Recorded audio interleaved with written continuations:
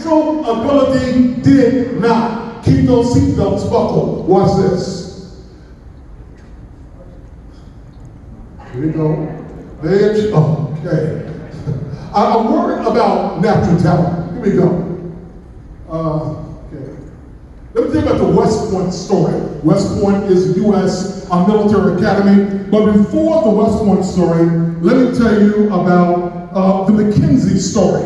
How many of you heard of McKinsey before? McKinsey is the top company in the world when it comes to natural talent. They're the top global management firm in the world. McKinsey also operated on some faulty assumptions, and here they are.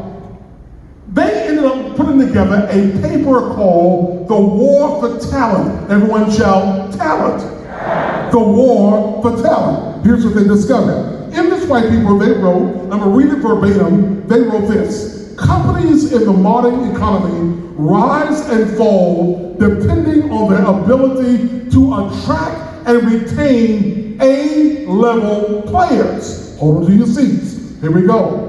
In the most general sense, they wrote, talent is the sum of a person's abilities, his or her intrinsic gifts, skills, knowledge, experience, intelligence, judgment, attitude, character, and drive. It also includes his or her ability to learn and grow. So what McKinsey & Company does, they look out over the nation and over the world, and they hire only those folk they perceive are the most naturally talented A-level people. But here's something they discovered. What happened? McKinsey forgot about Enron, because McKinsey is famous for recruiting and rewarding smart men and women who are naturally talented. But they forgot about Enron. How many remember Enron about 20 years ago? Enron was a company, Wayne and Tim, that went belly up. All of the leaders at Enron were naturally gifted and so-called A-level people. That company went under. Watch this. Well, tell about the West Point Military Academy story now.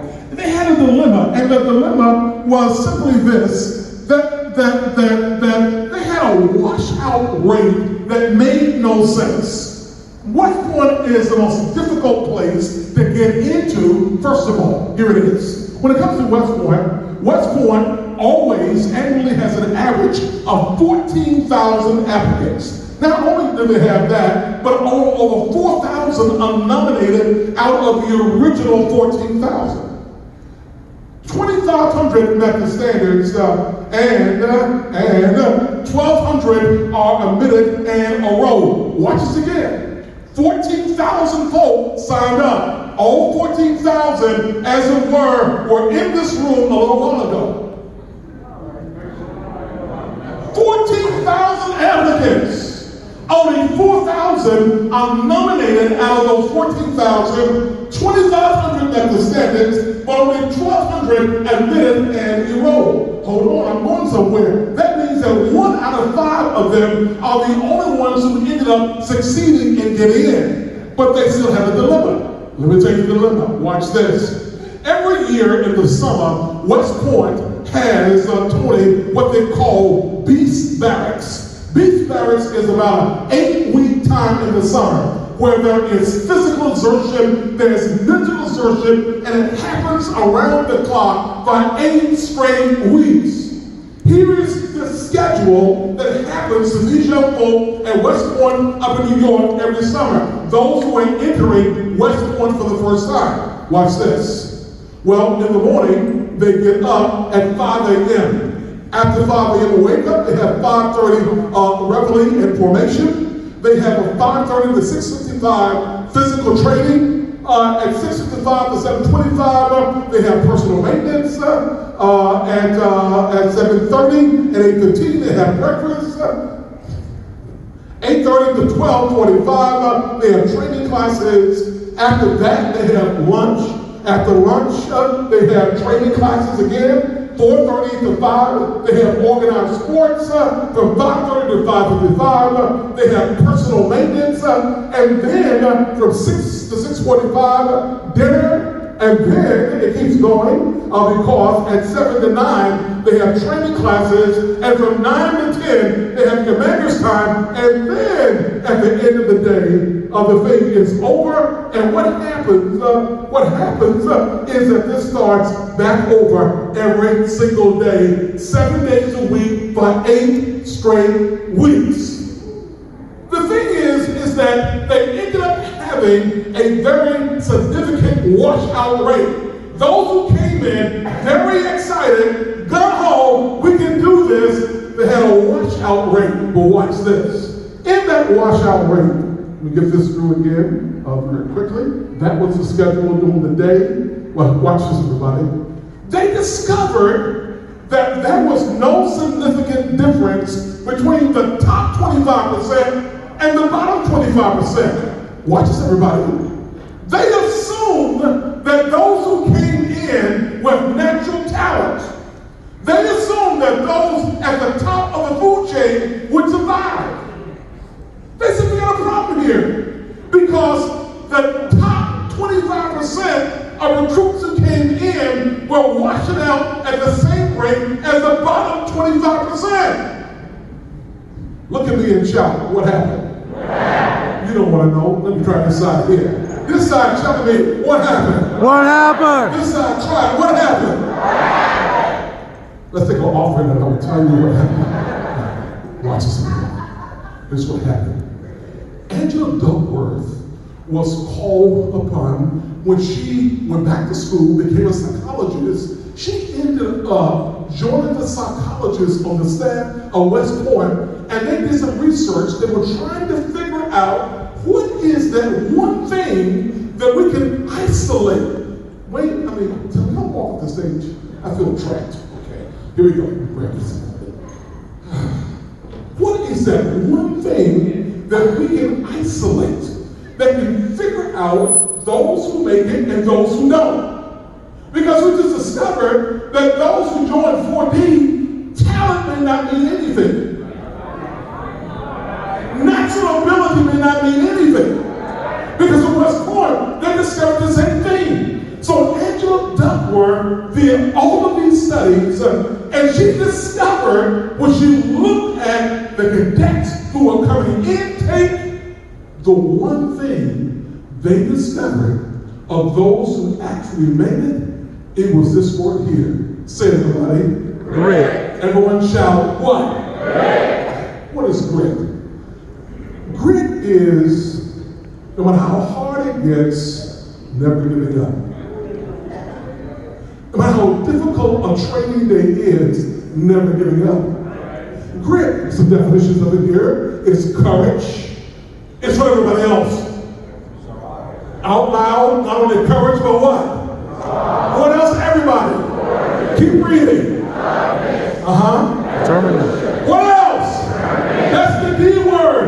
Determination, tenacity, perseverance, and what about it? Endurance. Look at me, everybody. You gotta hear what I'm saying to you. It's not natural ability. It's not natural talent. The folk who are making it in 4D are no smarter than you are. The difference of those who are making it, Paul, are those who are tenacious. They are determined. They are persevere. They have endurance. They have the G word. Shout out, everybody. Grit. Now watch this. It gets better. Because not only must there be grit, there must be what, everybody? Yes. Now, look at everyone. If you got your seatbelt on, pull the thing tighter than ever before. Do it right now. Okay, those who didn't do it, you're going to fall out the car. Oh, listen, now watch this. Watch this. Resilience is a non-negotiable. Watch this one.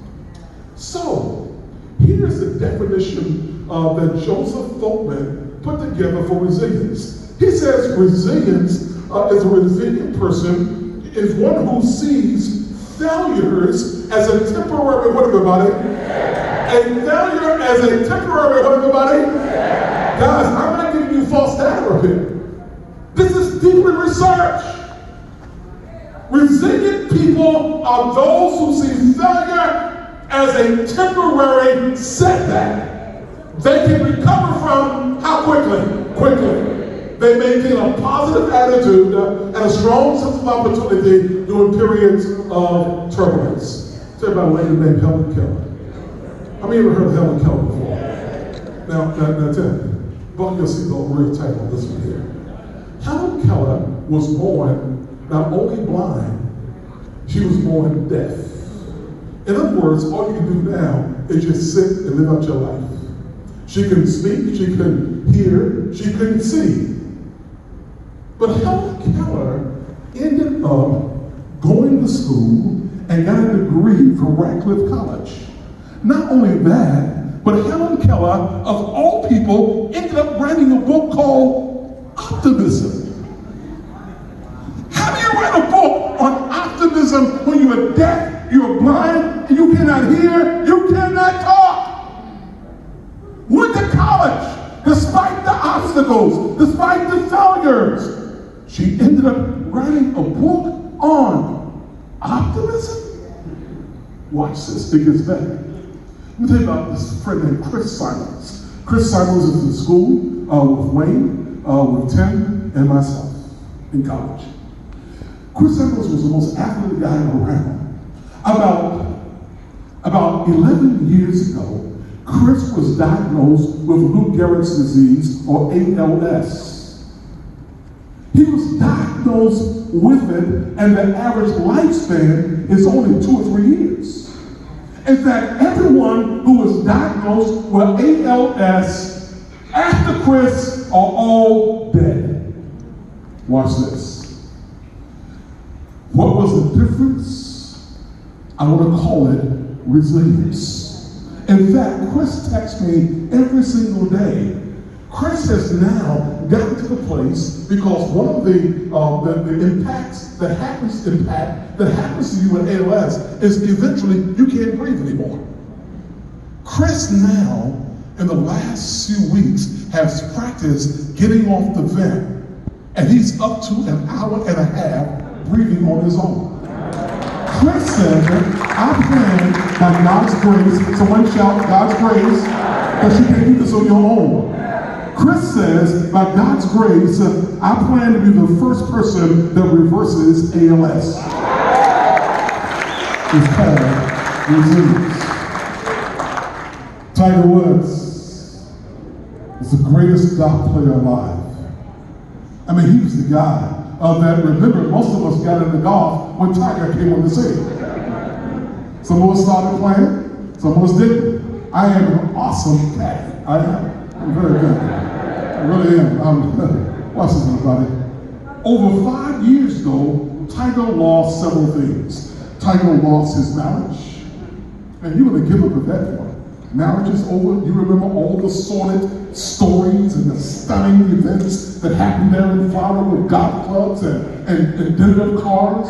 Tiger lost his advertisement contracts. Tiger lost his children.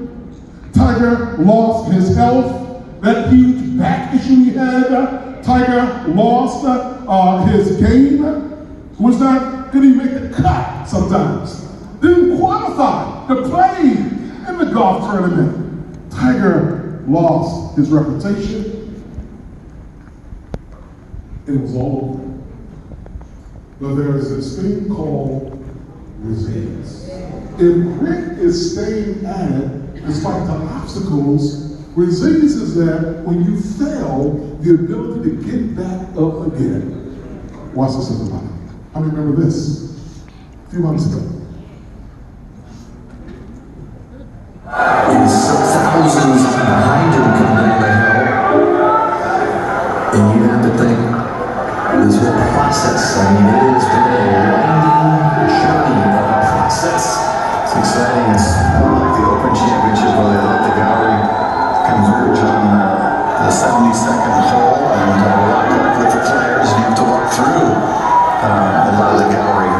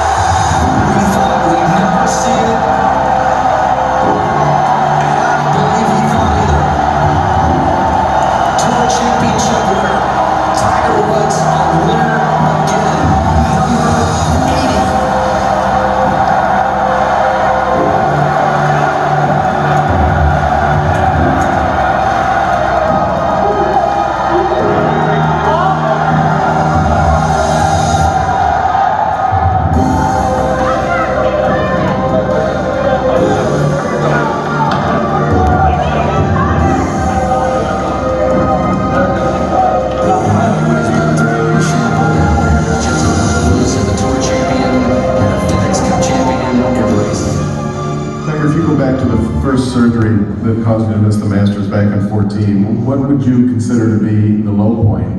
And what would you consider to be the high point up until today? Probably the low point was not knowing if I ever be able to live pain-free again. Am I going to be able to sit, stand, walk, lay down without feeling the pain that I was in? And I just didn't want to live that way. This is how the rest of my life's going to be. It's going to be a tough rest of my life. And so, I was beyond playing. I didn't want, I couldn't sit, I couldn't walk, I couldn't lay down without feeling the pain in my back and my leg. So, that was a pretty low point for a very long time. Back, Tiger, over here. Yes. To so many people that this completes your comeback, does that feel like the same to you, or will it only be complete when you do something else, win another major, or whatever that may be? No, dude, just to be able to compete and play again this year, that's a hell of a comeback. As I said, some of the people are very close to me. They've seen what I've gone through. I was alluding to some of the players have seen what I've gone through, and they know how hard it was just to get back to playing golf again and forget the elite level. And just be able to play golf again and enjoy being with my kids and living that life. And then lo and behold, I'm able to do this and win a golf tournament. He could have folded his time.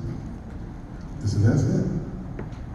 If grit is staying at it despite the opposition, and as Angela Duckworth says, it is not natural talents that get you over.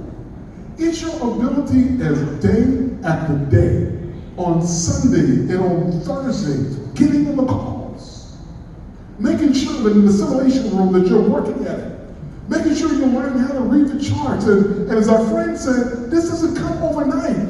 But those who make it are those who stay at it. But then there are those who fail and quit.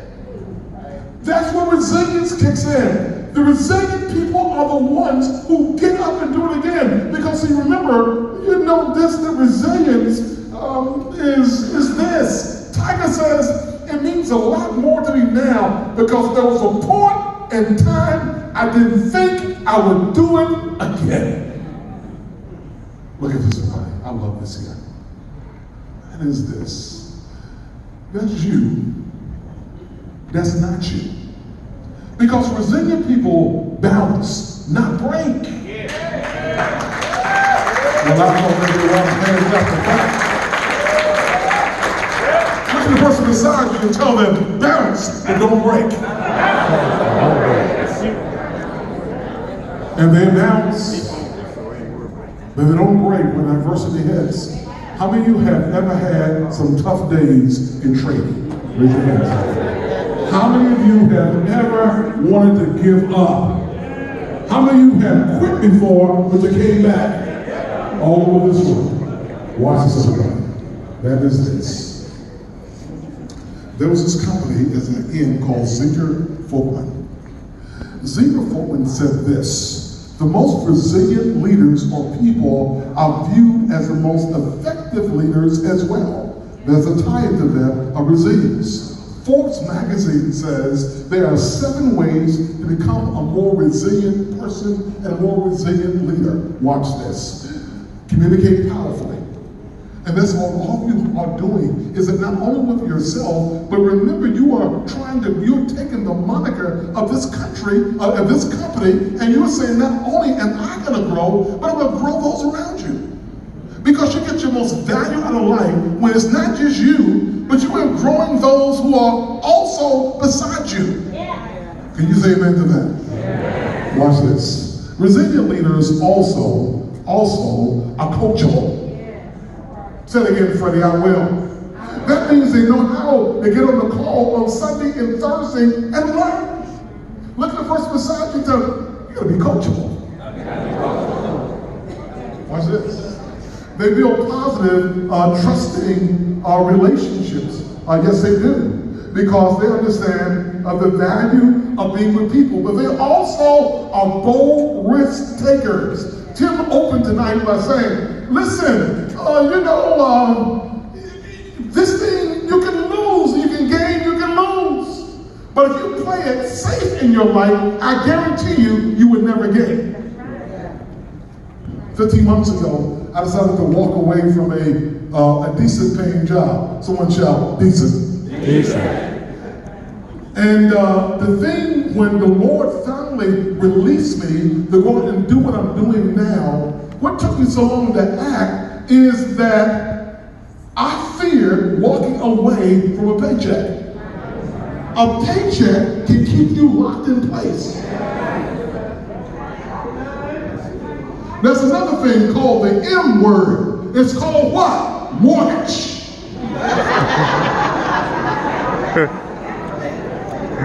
But those who make it in life, I want you to hear me, learn the value of taking risks. And with this, with 4D, it's not just risk, it's informed risk. When you learn Calculated how to risk. do it. Watch Calculated this. risk. Resilient leaders develop what? Others. Look at the person beside you and tell them quietly, you got to develop somebody else. Because listen, everybody, as you develop others, you develop yourself. Watch this. Resilient leaders are champion of change. And most people in life never change, they never grow. Because people do not change until the pain of staying the same is greater than the pain of change. Say it again, Freddie, I will. People do not change until the pain of staying the same is greater than the pain of change. And by the time they change, it's too late. You champion change. And resilient leaders are everybody decisive. They don't dicker.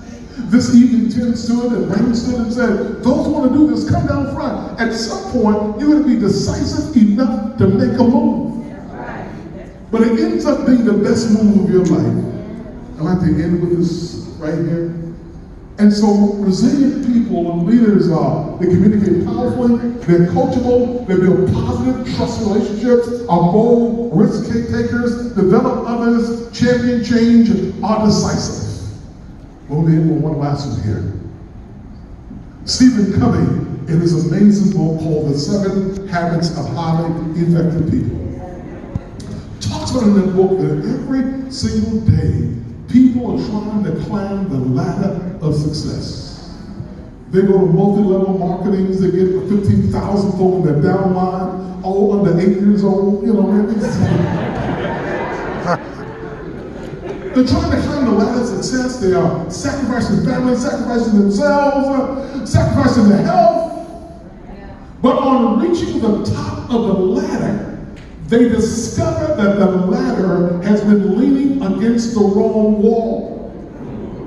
And what Tim knows talking about tonight is that here is a process that through grit and resilience, through what, everybody?